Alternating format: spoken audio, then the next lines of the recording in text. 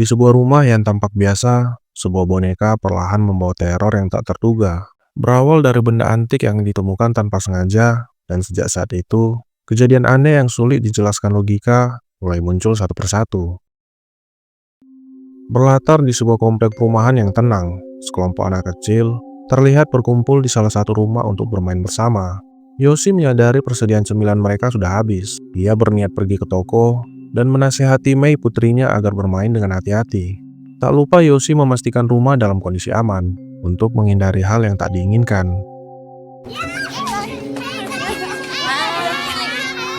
外行っちゃダメ。はい。 Yoshi akhirnya berangkat menuju minimarket terdekat. Di dalam rumah, permainan peta umpet dimulai. Satu persatu tempat persembunyian sudah ditempati anak lain, membuat Mei kebingungan mencari tempat bersembunyi.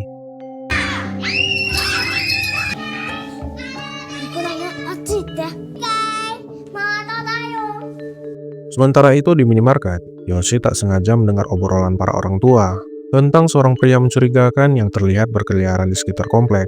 Perasaan tidak enak langsung menghampirinya. Setelah membayar belanjaan, ia bergegas untuk pulang. ここの連絡メール回ってきた。怖いよね。 Setibanya di rumah, suasana terasa hening. Yoshi memanggil Mei dan teman-temannya, namun tak ada jawaban. Ia segera memeriksa ke rumah tetangga dan mengetahui anak-anak lain sudah pulang ke rumah masing-masing. Tak ada satupun dari mereka yang melihat Mei. みんな。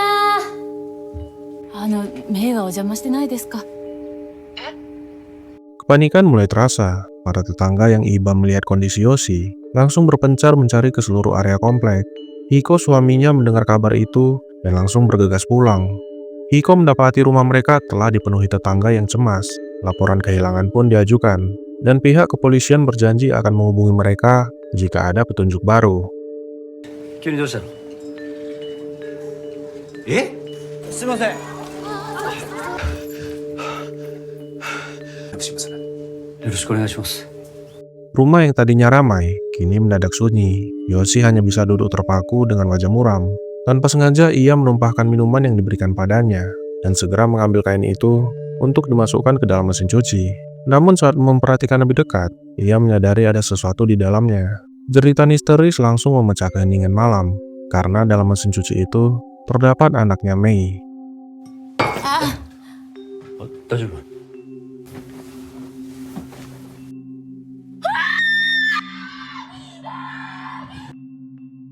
1 tahun sejak kejadian itu, Yoshi terlihat mencuci pakaian di wastafel. Trauma yang dialaminya membuatnya tak lagi berani menggunakan mesin cuci. Demi membantu pemulihannya, Hiko mengajak sang istri untuk mengikuti terapi kelompok. Namun luka itu masih terasa nyata. Yoshi belum mampu menerima kepergian putrinya. Melihat istrinya menangis, Hiko pun segera menenangkannya.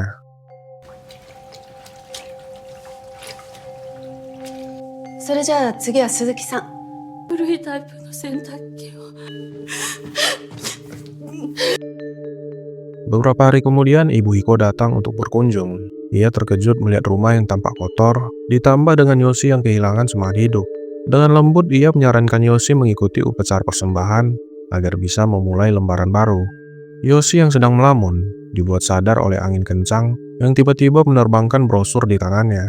Brosur itu melayang menjauh. Yoshi mengejarnya hingga tanpa sadar masuk ke area pasar antik. Namun pandangannya segera tertuju pada sebuah boneka yang mengingatkannya pada mendiang putrinya.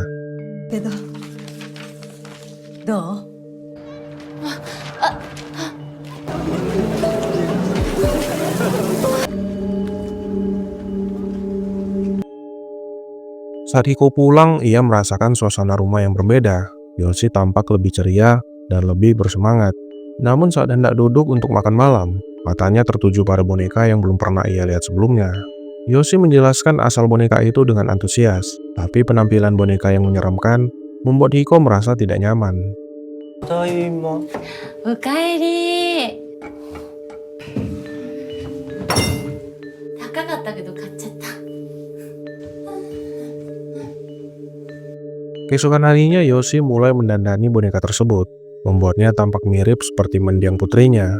Ketika Hiko pulang, Ia terdiam sejenak karena kamar putrinya yang sempat berantakan, kini terlihat rapi dan bersih. Boneka yang kemarin terlihat menyeramkan, sekarang tampak sangat mirip dengan putri mereka. 目はパッチリと愛なし。あ、おかえり。お、Hiko membawa istrinya ke rumah sakit untuk memastikan pemulihan traumanya berjalan dengan baik. Perawat yang menanganinya tersenyum lega melihat perkembangan Yoshi yang signifikan. Dokter lalu menjelaskan bahwa boneka yang ditemukan Yoshi justru menjadi media pemulihan emosional dan meminta Hiko untuk tidak terlalu khawatir. Untuk merayakan kesembuhan istrinya, Hiko mengajaknya untuk berlibur. Di perjalanan, ia melihat senyum Yoshi yang dulu sempat hilang, senyum yang membuat hatinya ikut tenang. Mereka mengabadikan momen dengan beberapa foto, seolah ingin menyimpan kebahagiaan itu selamanya. Tak lama, ketakutan Yoshi terhadap mesin cuci benar-benar hilang. Ia bahkan memutuskan membeli mesin cuci baru. Hiko merasa lega, baginya itu tanda bahwa trauma Yoshi akhirnya telah sembuh.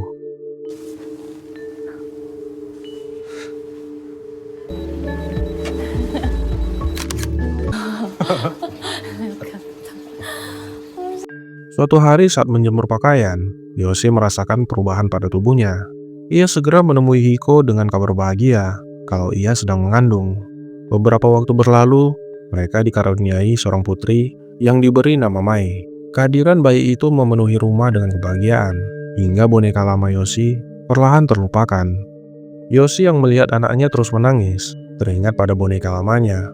Ia mengambilnya dan meletakkan boneka tersebut di samping sang bayi, sambil bernyanyi pelan.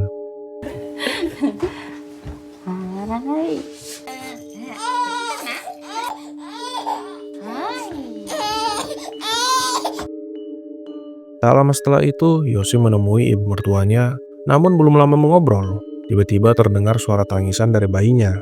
Yoshi dan sang mertua bergegas ke kamar dan menemukan boneka itu tampak memeluk bayi tersebut dengan erat.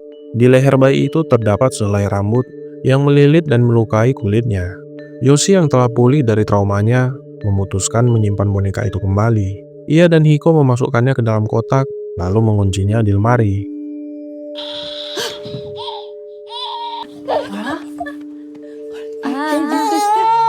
さっきの話なんだっけ。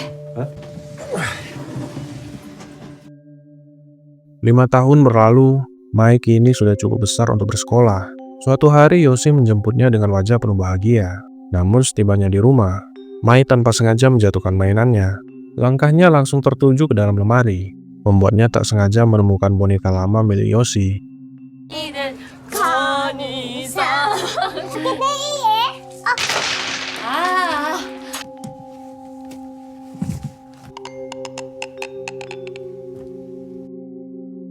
Mai segera menghampiri ibunya sambil membawa boneka yang ia beri nama Ayah.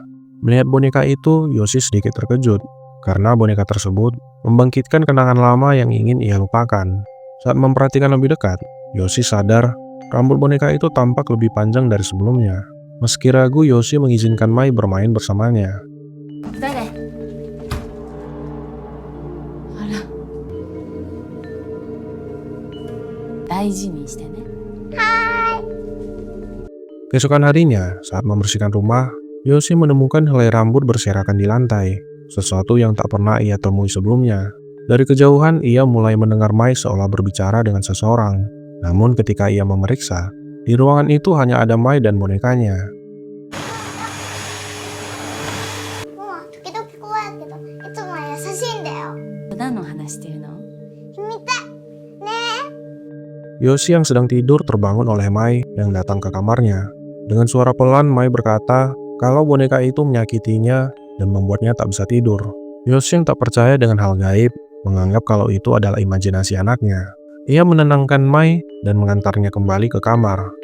Sepulang sekolah, ibu dari teman Mai datang berkunjung. Yoshi meminta Mai menunjukkan bonekanya agar mereka bisa bermain bersama. Awalnya semua tampak normal, sampai terjadi keributan kecil antara Mai dan juga temannya. Yoshi melihat bekas gigitan di tangan anak itu, dan langsung meminta Mai untuk meminta maaf padanya. Namun Mai menolak, berkata kalau boneka itu yang menjadi pelakunya. だら？いいの？優しくね。言わないじゃん。やめてやめてよ。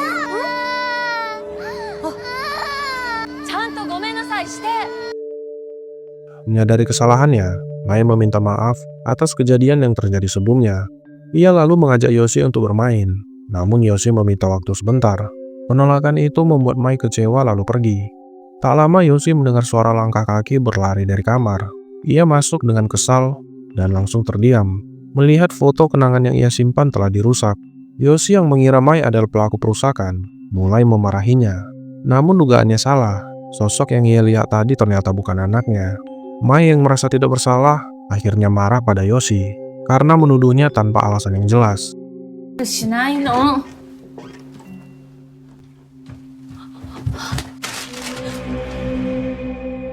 何？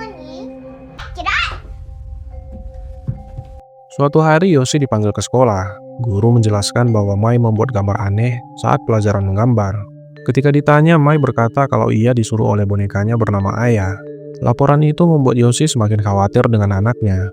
Saat sedang tidur, Yoshi kembali didatangi oleh anaknya. Ketika lampu dinyalakan, ia langsung terkejut.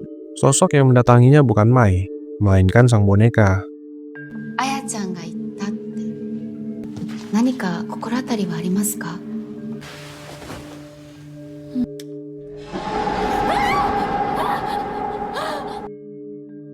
Yoshi yang mulai menyadari banyak keanehan, mencoba menjelaskannya pada Hiko. Namun Hiko menganggap itu hanya kebetulan, dan berkata untuk tidak terlalu khawatir. Keesokan harinya setelah Mai berangkat sekolah, Yoshi segera mengambil boneka itu lalu membuangnya. Rasa takut membuatnya memeriksa area sekitar rumah, dan benar saja, boneka menyeramkan itu telah kembali ke rumahnya. 幼稚園で。おはよ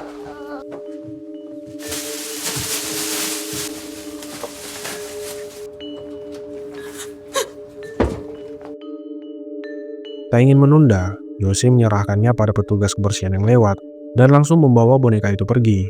Tak lama kemudian suara ambulan terdengar dari kejauhan. Penasaran, Yoshi mencari tahu, dan melihat petugas yang tadi menerima boneka itu, kini tergeletak dalam kondisi tragis.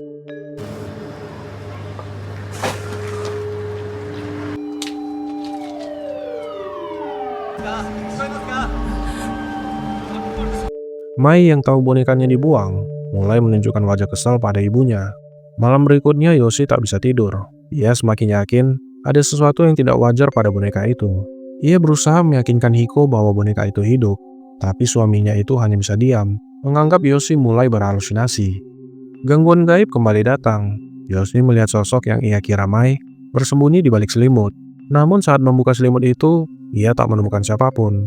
Merasa penasaran, ia melirik ke arah kolong tempat tidur. Dan tiba-tiba saja sosok anak kecil menggunakan selimut berlari keluar dari kamar itu.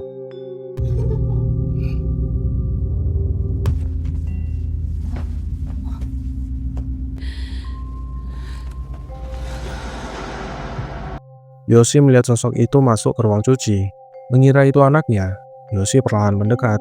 Ia dikejutkan oleh sosok menyeramkan yang tiba-tiba melompat ke arahnya. Refleks ketakutan membuat Yoshi mendorong sosok itu hingga jatuh ke lantai. Dan baru menyadari kalau sosok tadi adalah putrinya.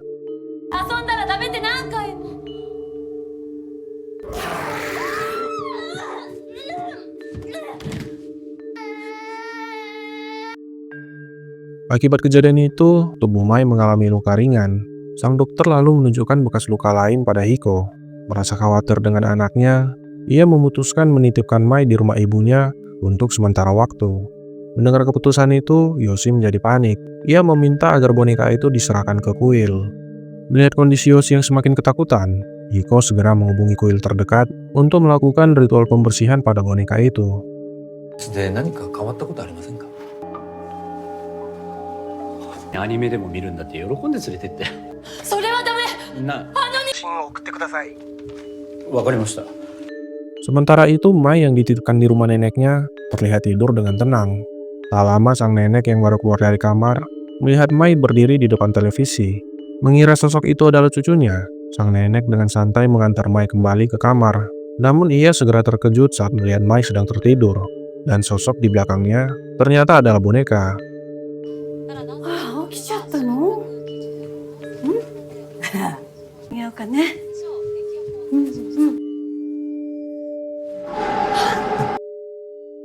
Merasa takut, sang nenek akhirnya memasukkan boneka tersebut ke dalam lemari, lalu menghubungi Hiko untuk segera datang ke tempat itu. Tiba-tiba terdengar suara benturan dari lemari tempat boneka itu disimpan. Saat diperiksa, boneka itu sudah menghilang. Yang lebih mengejutkan lagi, Mai juga tidak ada di kamarnya.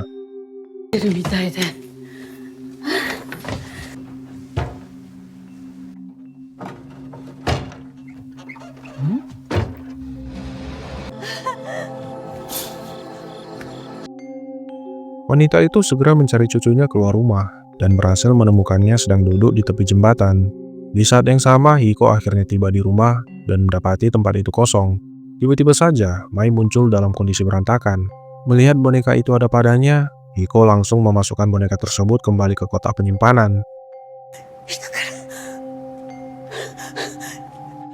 Mai! Doko ga itai? Polisi kemudian datang untuk mengantar sang nenek. Mereka menjelaskan kalau wanita itu ditemukan pingsan di dekat jembatan. Petugas juga menunjukkan rekaman kamera pengawas yang memperlihatkan sosok anak kecil menyerang wanita itu. Hiko hanya bisa terdiam melihat rekaman mengerikan itu. カメラの映像なんですけどね。わかりました。 Keesokan harinya, pihak kuil datang menjemput boneka tersebut. Hiko menyaksikan ritualnya langsung untuk memastikan semuanya selesai. Namun biksu yang menangani kasus itu ternyata menukar boneka saat ritual sebelumnya. Pria itu berniat menjualnya sebagai barang antik. Dalam perjalanan, pria itu merasa ada sesuatu yang aneh. Segumpal rambut terlihat keluar dari mulutnya. Ia pun akhirnya terjatuh dan tak sadarkan diri. 10時から始まりますので、 はい。 本当に焼いたかどうかじゃないの。こういうのは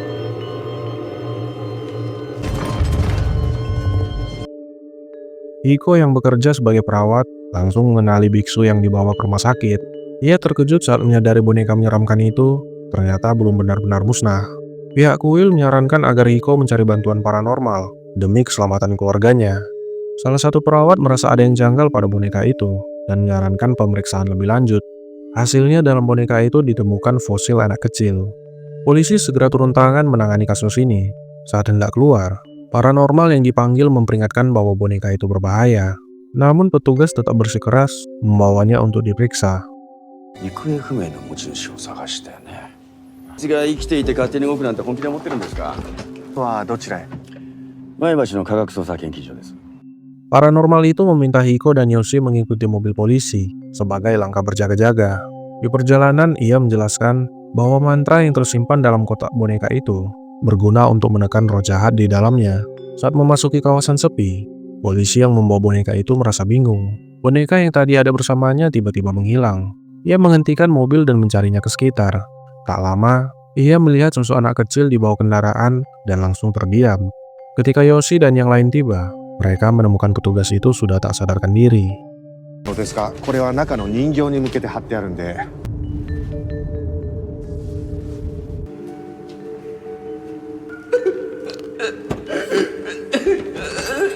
Tanpa menunda, paranormal segera memasukkan boneka itu kembali ke kotak yang telah disiapkannya.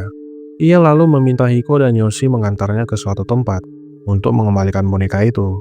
Karena hari sudah gelap, mereka memutuskan singgah ke sebuah penginapan. Di sana sang dukun melakukan ritual untuk menemukan lokasi asal boneka itu. Namun ritual tersebut mendapat penolakan oleh roh yang ada di dalam boneka. 見た目関言真相離婚だけがなんですが、今回は緊急なので。 Seketika ruangan itu bergetar hebat, menyebabkan lampu menjadi padam. Boneka itu berhasil keluar dari kotaknya dan hendak menyerang mereka. Beruntung pergerakannya berhasil dihentikan oleh Hiko, yang langsung disambut oleh sang dukun dengan menempelkan segel khusus agar roh di dalamnya kembali terkunci. Keributan itu membuat sang dukun terluka ringan dan tak mampu melanjutkan perjalanan. Ia meminta Yoshi dan Hiko menyelesaikan tugas itu dengan hati-hati. しまった。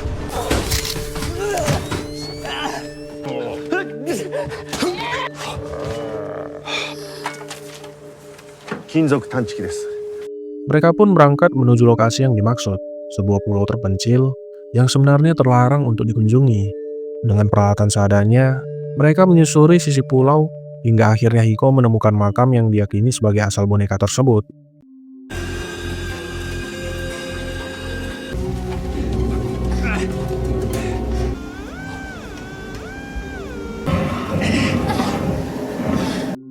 Sebelum mengembalikannya, mereka sempat berdoa agar semuanya berakhir dengan tenang. Saat hendak meletakkan boneka itu, foto mendiang Mei yang dibawa Yoshi terjatuh ke dalam makam. Yoshi bersikeras mengambilnya dan tanpa sengaja ikut terjatuh.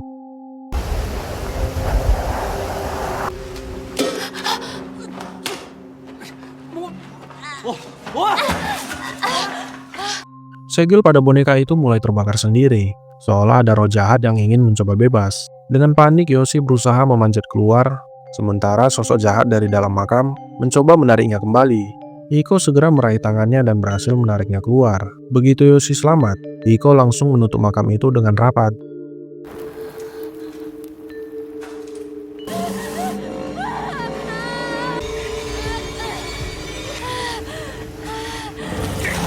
Setelah semua kejadian yang mereka lalui, Yoshi akhirnya bisa kembali berkumpul dengan keluarganya. Untuk pertama kalinya setelah sekian lama, ia merasakan ketenangan di dalam hidupnya.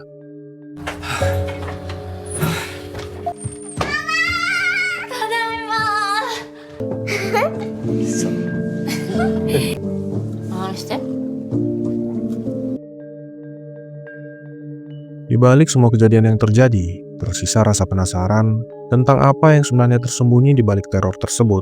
Cerita ini bukan hanya soal ketakutan, tapi juga tentang batas antara kenyataan dan sesuatu yang tak bisa dijelaskan. Terima kasih sudah menonton video ini.